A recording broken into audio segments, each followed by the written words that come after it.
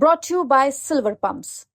Top quality और consistent performance के लिए सिर्फ सिल्वर पंप्स नाम याद रखना। आप पाकीजा में बार बार ट्रेन का सीक्वेंस आना वो कई चीजों के प्रतीक के रूप में इस्तेमाल हुआ है। मैं उस क्षेत्र से आता हूं जहां की ट्रेनों के नाम वहां के हालात बयान करते हैं। श्रम शक्ति, श्रमजीवी, जनसाधारण।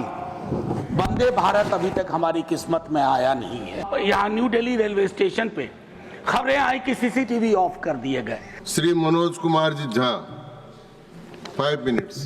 जी शुक्रिया माननीय वाइस चेयरमैन साहब। माननीय मंत्री जी हैं, पटरी वाले भी हैं, आसमान वाले भी हैं और दोनों को फ्यूल देने वाले भी हैं। 3 महत्वपूर्ण महकमा हमारे समक्ष हाजिर है।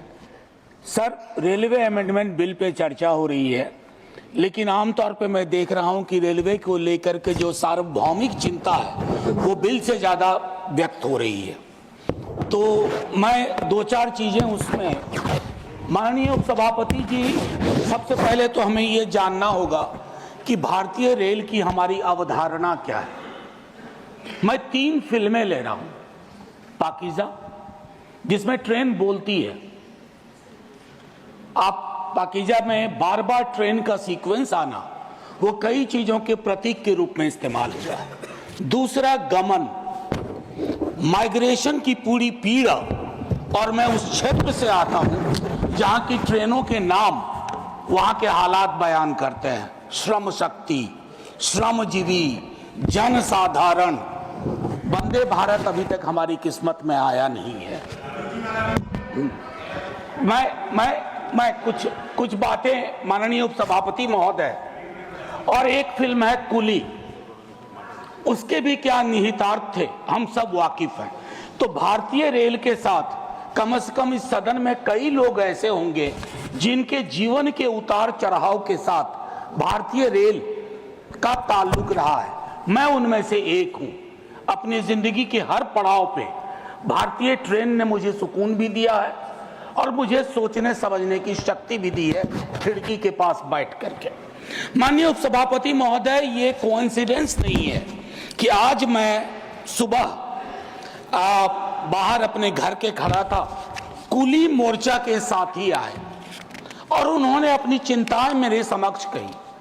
हम सब ने कुंभ का बहुत जिक्र किया। प्रयागराज स्टेशन पे जो पारंपरिक रूप से काम करने वाले कुली थे, उनको दरकिनार करके आउटसोर्सिंग की गई। पूरा दस्तावेज है सर, सौंप भी दूंगा। कुलियों को लेकर के मेरे पास इसलिए भी संभवतः आए होंगे क्योंकि लालू जी के कार्यकाल में कुली वर्ग को जो सुविधाएं दी गई वो महत्वपूर्ण है, याद करना। बाकी नव उदारवाद ने कई प्रस्थापनाएं बदल दी हैं। लोकल फॉर वोकल की हम बात करते हैं, कुल्हड़ को हमने आखिरी सलाम करके किनारे कर दिया। कुछ चीजें जो मैं कहना चाहूंगा, मैं माननीय मंत्री जी से कहूंगा, do we really require 100% electrification? क्या ये हमारे लिए सबसे बड़ी प्राथमिकता हो?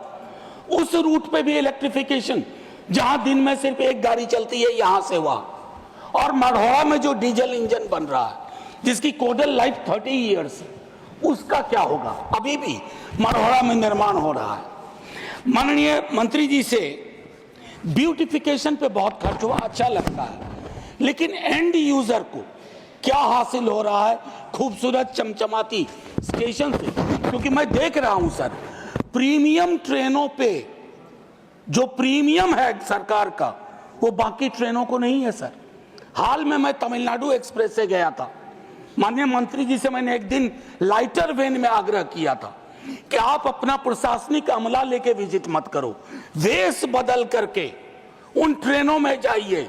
श्रमजीवी, श्रम शक्ति, टीएन एक्सप्रेस, कोई आपको पहचाने नहीं कि आप अश्वनी वैष्णव है, तो आपको फर्क पता चलेगा। माननीय मंत्री जी, IRMS बनाया, लेकिन उसमें 8 सर्विस और जोड़ दी। क्या हासिल हुआ भाई? पुनर्विचार करिए, कुछ फैसले अगर बदलने पड़े। अब इसमें 8 नई सेवाएं हैं। 4 वर्षों से चल रहे सर्विस निगोशिएशन का कुछ हासिलात नहीं हुआ। मेरा मानना है कि पहले का जो रेलवे का था कि 5 बोर्ड मेंबर्स बोर्ड में जो अपना अपना डोमेन नॉलेज लेके आए, उनको उसको बहाल किया जाए। मैनुअल कपलिंग अभी भी क्यों हो रही है कोचेज एंड वैगन्स में, जिससे मौत की आशंकाएं रहती हैं? क्या हम इस परिपाटी को खत्म नहीं कर सकते? हम तो खैर क्या कहूं, शिकायत भी नहीं कर सकता। सीवेज में उतर के मरने वाले के लिए आज तक सिवाय आंकड़ों में जोड़ने के हमने कुछ नहीं किया। स्टाफ को लेकर के चिंता है सर। रेलवे बहुत बड़ा एम्प्लॉयर भी था, बहुत बड़ा, one of the biggest employer. और 23 में संभवतः जनवरी के महीने में यही बताया गया कि 3,12,000 नॉन गजेटेड पोस्ट खाली है।